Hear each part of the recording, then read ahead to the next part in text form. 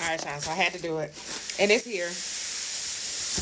We are unboxing this together.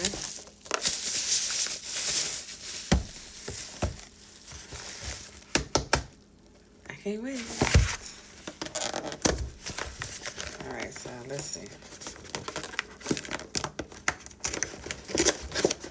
Got a nice little thank you card in here. I saw one girl on here who had like different lids.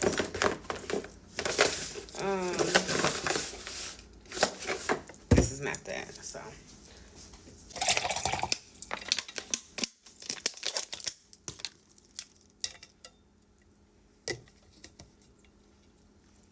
So I pulled the straw out to close it because when I was washing it out, I was trying to close it with the straw in it, and there's like a little flap. It's supposed to be nothing coming out. I love it. And then voila. I like this. I love this.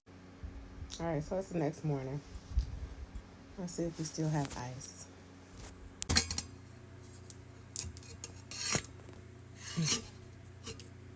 We still have ice. That's the next day.